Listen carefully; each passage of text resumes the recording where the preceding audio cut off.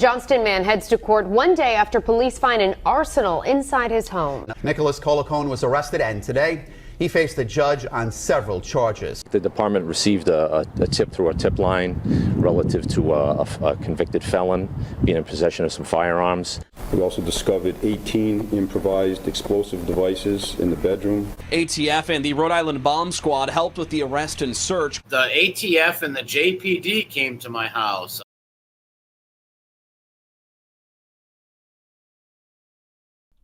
One of the lies Nicholas Colacone told about his 2015 gun case is that, unlike the Johnston Police Department's claims, he did not have improvised explosive devices in his apartment when they raided it. He said he only had 4 M80s and did not have any bombs. He said this on numerous YouTube shows and on May 10th, 2023, while streaming a recording I posted of the official court audio from his initial appearance hearing on July 23, 2015, in Rhode Island's 3rd Division District Court, the day after he was arrested. We also discovered 18 improvised explosive devices in the bedroom. The bomb squad from the Rhode Island State Fire Marshal Department was contacted. 2 agents responded, took custody of the explosives. And I didn't have bombs neither. Those are 4 M80s. We also discovered 18 improvised explosive devices in the Here's the big lie right here. bedroom. The bomb squad from the Rhode Island State Fire Marshal Department was contacted. This is the big lie right here. They found 18 IEDs in my bedroom. Are you fucking crazy? In my house, I had 4 M80s. In my bedroom, I think I had 2 propane tanks for hunting and camping in the woods. There was no IEDs. They don't like, that's a serious thing, having an IED is like something they used in Iraq and Afghanistan. It's like something that you drive over and blow up. M80s are classified as illegal explosives by the Department of Justice and the ATF. According to the documents from Colacone's case, he did not have 4 of them in his apartment. He had 21 of them.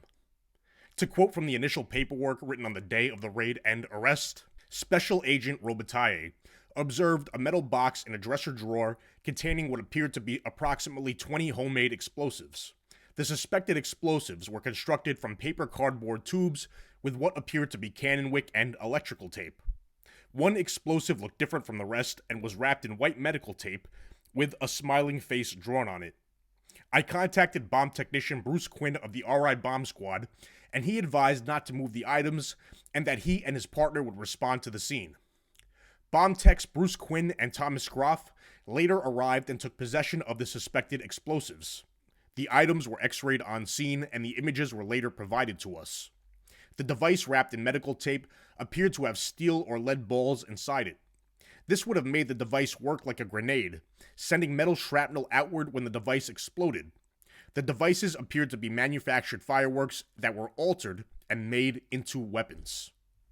An August 2015 report stated that the M80 was turned into an IED by attaching 34 metal ball bearings to it of various calibers, turning it into a deadly weapon. The report said, specifically, the metal balls included 3 different sizes: 31 6mm diameter steel and 1 6mm diameter aluminum, 2 5/16" diameter steel, and 1 9mm diameter nickel-plated steel. Among the balls were a small broken piece of clear plastic and a small ring-shaped metal object with 2 protruding broken ends. Johnston Police Detective Christopher Correa later wrote, "On February 11th, 2016, I received an email from Special Agent Robitaille regarding an ATF destructive device determination for the materials submitted subsequent to our investigation and search warrant service at Mr. Colacone's residence. The form, dated February 1st, 2016, indicated that, quote, the materials evaluated in this investigation are consistent with an improvised explosive weapon device, and relative to a device exploding, said explosion would, quote, project metal balls and other fragments at high velocities, causing property damage and could cause injury or death to persons near the explosion." In the opinion section on page 2, the form indicated the following: "Based on the above, it is the opinion of the undersigned that the device in this investigation is an improvised explosive weapon and would be properly identified as an explosive bomb. Explosive bombs are destructive devices, as that term is defined in 26 U.S.C. Section 5845F. The Department of Homeland Security states on its website that an improvised explosive device IED attack is the use of a, quote, homemade, quote, bomb and or destructive device to destroy, incapacitate, harass, or distract. IEDs are used by criminals, vandals, terrorists, suicide bombers, and insurgents. Because they are improvised, IEDs can come in many forms, ranging from a small pipe bomb to a sophisticated device capable of causing massive damage and loss of life. IEDs can be carried or delivered in a vehicle, carried, placed, or thrown by a person, delivered in a package, or concealed on the roadside. Nicholas Colacone had a deadly improvised explosive device in his apartment. And I can tell you, from my research, from my contacts, from my sources, Nicholas Colacone is on a Department of Homeland Security watch list. Johnston Police Department, supplemental narrative for Lieutenant Christopher M. Correa. Supplementary report. Due to the facts and circumstances involved in this case, it was brought to the attention of the U.S. Attorney's Office out of Providence by ATF Special Agent Robitaille for review and potential prosecution federally. Detective DeAngelis, Special Agent Robitaille, and I met with U.S. Attorney Millen Shaw in October of 2015, provided him with our reports, and discussed the investigation. He indicated that they would like to take the case and would therefore contact the Rhode Island Department of Attorney General to notify state prosecutors of same. Now, according to this paperwork right here, by October 6, 2015, they had confirmation that the guns were purchased legally. So, what that means is that the feds, knowing Colacone purchased the guns legally due to a technicality, they still chose to pick up his case for prosecution. On October 9th, 2015, I spoke to U.S. Attorney Shaw and provided him with a copy of a previous arrest report involving Mr. Colacone and firearms from 2011. On November 22nd, 2015, U.S. Attorney Shaw contacted me via email, who indicated that he expected to go through on an indictment in December. JPD personnel would not be needed at the time for grand jury, as Special Agent Robitaille would be the summary witness. As of end of year 2015, I have not heard from the U.S. Attorney's Office regarding an indictment of Mr. Colacone. On February 11th, 2016, I received an email from Special Agent Robitaille regarding an ATF destructive device determination for the materials submitted subsequent to our investigation and search warrant service at Mr. Colacone's residence. The form, dated February 1st, 2016, indicated that, quote, the materials evaluated in this investigation are consistent with an improvised explosive weapon device, and relative to a device exploding, said explosion would project metal balls and other fragments at high velocities, causing property damage, and could cause injury or death to persons near the explosion. Page 1.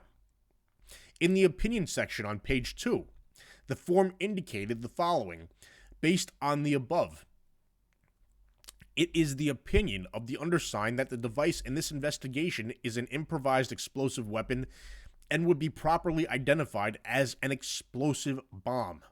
And I didn't have bombs neither. There was no IEDs. They don't like, that's a serious thing. Having an IED is like something they used in Iraq and Afghanistan.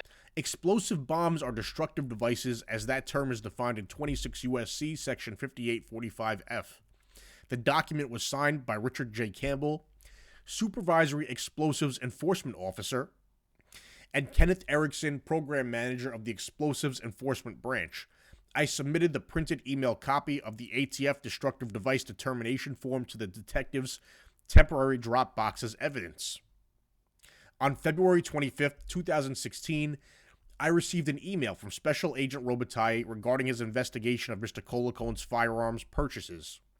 Said email contained attachments, 8 forms of the paperwork, ATF forms, acquisition and disposition book sheets, consignment forms, and license copies relative to said purchases. I submitted copies of said documents to the detective temporary Dropbox as evidence. Now, on June 30th, 2016, the state case was dismissed. This is the audio from that entire hearing. Nicholas Colacone. Ready, Your Honor. Attorney Margaret McNeilis, standing in for Attorney Terry McEnany, who is at a hearing in Providence, who could not be here today for his motion. The motion to dismiss, I believe, for the 6-month rule. The case's first information signed, entry, I think, July 23rd, 2015. After a period longer than 6 months, the defendant respectfully requests that the case be dismissed. No objection, Your Honor. Motion to dismiss granted. Thank you, Your Honor. Next, this is the audio from an August 18th, 2016 motion to return seized property hearing, where the state prosecutor and Nicholas Colacone's defense attorney tell the judge that there is an ongoing federal investigation, and he received a letter from the Department of Justice to this effect. Counsel, what do you have? Nicholas Colacone, motion to return seized property. All right.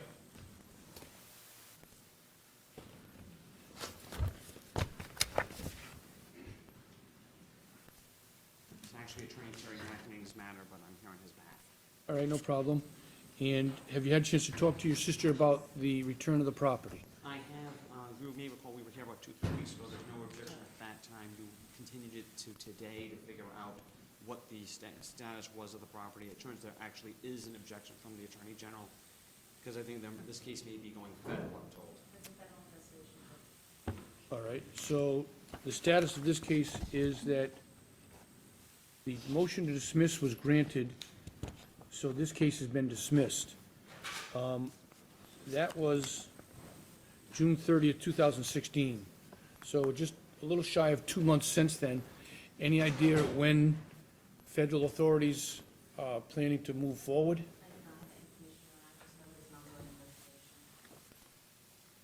I actually can confirm that as well. Mr. Colacone got a letter from the Department of Justice to that effect. But I have no information beyond that. Back to the supplementary report. On September 13th, 2016, I met with U.S. Attorney Millen Shaw and Special Agent Robitaille at headquarters regarding this case. Mr. Shaw indicated that given the entire circumstances of the case, including the firearms sought being seized, and the fact that Mr. Colacone's BCI was adjusted to correctly indicate the missing charge, he and the U.S. Attorney's Office were leaning toward not prosecuting Mr. Colacone on the charges and instead having him sign off on consent to forfeiture destruction of said firearms ammunition. Additionally, Mr. Shaw indicated that that would also be with an acknowledgement from Mr. Colacone that he could not own firearms in the future. Mr. Shaw commended our department on the investigation and expressed that the important issues of the firearms having been accounted for / seized, forfeited, destroyed upon execution of the pending documents, and future ownership of firearms ammunition by Mr. Colacone being prevented all addressed the interest of justice in the matter. Formal notification of the above is pending. Now, this document right here from October 13th, 2016 says that the state case was dismissed based on federal involvement in this matter. It's also worth noting that Nicholas Colacone has said that he got his bulletproof vest back from the Johnston Police Department. And the bulletproof vest is legal. Do you know the cops tried to give it back to me, and I threw it in the garbage at the Johnson Police Station because it was so old and worn out, Bro, and they stole my plate out of the front. I have the list of the but evidence don't you know, that when I was first met returned. you out here, hold on, let me say this. When I first met you, come on, let's not talk over each other. Bro. No, I'm not changing the subject. What was returned to you was your laptop. No, They they didn't try to returned the return the bulletproof bulletproof vest. Yeah, they did. Oh, and I threw in A the garbage. federal Judging by the case files and the court records that I've seen, it does not appear to be the case that he got his bulletproof vest back from the Johnston Police Department. This is audio from an October 2016 motion to return seized property hearing. Mr. McEnany, Yes, Judge. that's the matter of Nicholas Collicone, is that correct? Yes, Your Honor. I've conferenced this matter with Mr. McCarty from the AG's office. We've come to an agreement with your approval, and I entered into a stipulation with my sister here that parties agree that motion to return seized property will be granted relative to the laptop computer only. The other items seized by Johnson Police will not be returned to the defendant. All right. So the agreement is clear. It says defendants, apostrophe S, laptop computer only. While I do not know what the probable cause was to search his computer, at least not at this time, it has to be noted that as part of this case, the Rhode Island State Police searched that laptop. They searched that laptop computer for child pornography. I do not know if it was related to Collicone being investigated for sex crimes against a 3-year-old girl in 2008 when he was 29. In that case, a restraining order to keep Collicone away from the girl was placed on him by the girl's mother, that was signed off on by Collicone's own brother numerous times over the ensuing years. Back to the supplementary report. On November 8th, 2016, I received an email from Special Agent Robitaille indicating that the viable federal charge in this case was possession of a destructive device. After further review, Mr. Shaw and the U.S. Attorney's Office determined that the charge was ultimately unworthy of prosecution. However, the action taken against Mr. Collicone was the execution of a U.S. Department of Justice consent to forfeiture or destruction of property and waiver of notice. Mr. Collicone conceded to federal forfeiture, and said form was executed in Special Agent Robitaille's presence on November 7th, 2016. It listed the 5 firearms and all ammunition in this case seized on July 22nd, 2015, at address redacted, and was signed by Mr. Collicone, his attorney Edward J. McEnany III, and Agent Robitaille. In addition, a drafted acknowledgement form, also signed by Mr. Collicone and his attorney, indicated his understanding and acknowledgement of being previously convicted of a felony offense, February 3rd, 2000.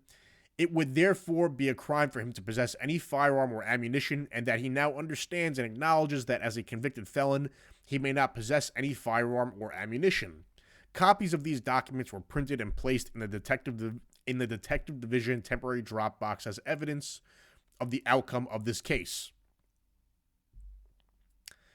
On November 22nd, 2016, Special Agent Robitaille responded to headquarters to take custody of said firearms and ammunition.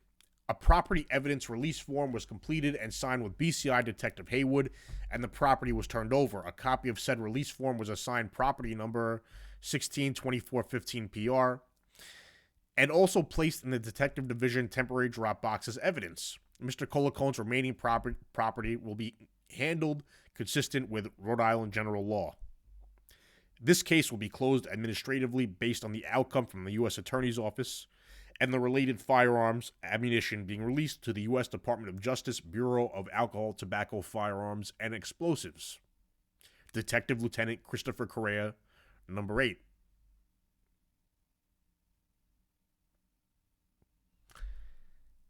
There's an unanswered question here. Why did he lie that he didn't have an improvised explosive device? And why didn't they charge him why didn't the feds charge him for the IED? This is an individual who's a credibly accused pedophile, a neo-Nazi who had Nazi banners in his house, a Hitler tattoo, is spreading anti-Semitic propaganda across Facebook. They had a charge on him for the IED, the feds. The feds picked up his case knowing he bought the guns legally. They still picked up his case. And they didn't charge him for what they considered an explosive bomb. They didn't charge him for that. Why? The case of Nicholas Collicone is one of the most bizarre criminal cases I have ever come across. It is one filled with twists and turns and many unanswered questions, and of course, sealed files. What I will say for now, however, is that there are elements of his criminal history, including, but not limited to, with the federal government and neo-Nazi groups, that I have become aware of, that I am not ready to speak on. There are things I'm looking into, there are things I plan to look into, and other things I've been told that I'd like to corroborate with facts and documentation. That being said, I will address all of this at a later date.